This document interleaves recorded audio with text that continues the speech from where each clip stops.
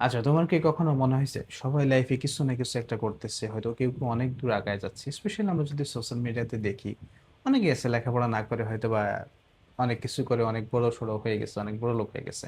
But তুমি আসলে জীবনে কিছুই করতেছো না, হয়তো অনেক বেশি পিছিয়ে আছো। সেরকম তোমার মনে হতেই পারে।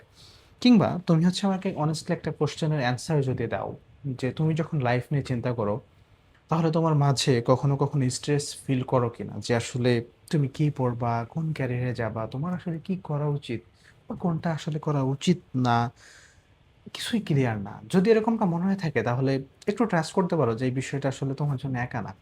স্পেশালি তুমি হয়তো বা এসএসসি পরীক্ষা দিচ্ছ কিংবা পলিটেকনিকে পড়তেছো, তাহলে তোমার আসলে ফিউচার লাইফ নিয়ে খুব বেশি যে জানা উচিত সেটাও না। বাট আমরা বর্তমানে সোশ্যাল মিডিয়াতে এমন কিছু দেখি যে বাচ্চা বাচ্চা পোলাপান অনেক কিছু করে ফেলতেছে কিংবা জুনিয়ররা অনেক কিছু করতেছে, বাট আমি আসলে কিছু করতেছি না। এই জিনিসটা আমাদেরকে অনেক বেশি পিছিয়ে রাখে। কিন্তু বাস্তবতা হচ্ছে আসলে হয়তো এক্সেপশনাল অনেকেই অনেক কিছু করতেছে, তার মানে এই না যে এক্সেপশনাল সবাই হবে। কেউ না কেউ তো গতানুগতিক ধারায় যাবে। সো এটা নিয়ে আসলে স্ট্রেস ফিল না করে আমাদের উচিত যে আমাদের সামনে যে অপশনগুলো আছে সেই অপশনগুলো নিয়ে চিন্তা করা।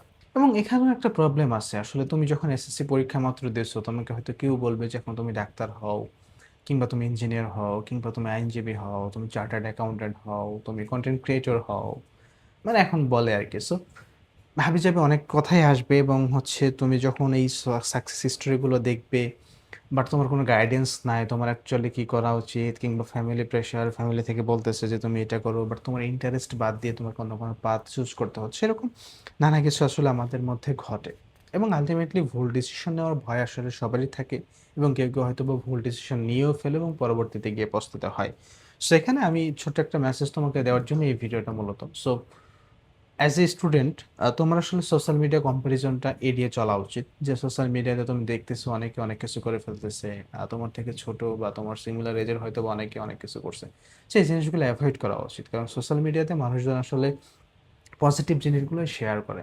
ম্যাক্সিমাম ক্ষেত্রেই কেউ তার স্ট্রাগল মোমেন্ট, কেউ তার ফেইলার, দেখবা যে এসএসসি রেজাল্ট যদি দিয়ে থাকে ইতিমধ্যে, তুমি হয়তো বা দেখবা যে যারা ভালো রেজাল্ট করছে, যারা এ প্লাস পাইছে, কিংবা যারা আত্মীয় স্বজন এ প্লাস পাইছে, সেই পোস্টগুলোই তোমার সামনে আসবে যে আমার ছোট ভাই বা আমি এ প্লাস পাইছি, আমার ভাই এ প্লাস পাইছে, আমার অমুক এ প্লাস পাইছে। বাট কেউ কিন্তু ফেইলটা স্টোরি দিবে না, যে হচ্ছে আমি ফেল করছি কিংবা আমার অমুক ফেল করছে। সো ওই সোশ্যাল মিডিয়ার জিনিসটা আসলে ওরকমই, সবাই পজিটিভ জিনিসগুলোই শেয়ার করে, নেগেটিভ কোনো কিছু বা ফেইলার জিনিসগুলো আসলে শেয়ার করে না। সো ওগুলোতে বদার্ড না হয়ে তোমার উচিত তোমার নিজের সিদ্ধান্তটা তোমার নিজের নেওয়া।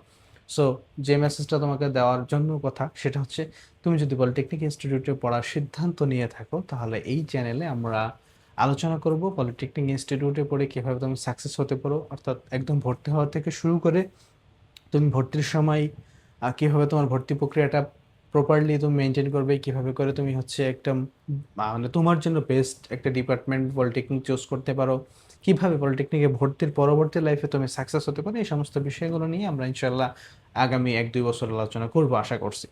সো তুমি যদি এসএসসি 2026-এর কোনো শিক্ষার্থী হয়ে থাকো এবং পলিটেকনিকে পড়া তোমার ইচ্ছা হয়ে থাকে এবং পলিটেকনিকে তুমি পড়তে চাও, অথবা পলিটেকনিকের রানিং কোনো শিক্ষার্থী হয়ে থাকো, চ্যানেলটা সাবস্ক্রাইব করে ফেলো। তোমার সাথে কথা হচ্ছে আমার নেক্সট ভিডিওগুলোতে।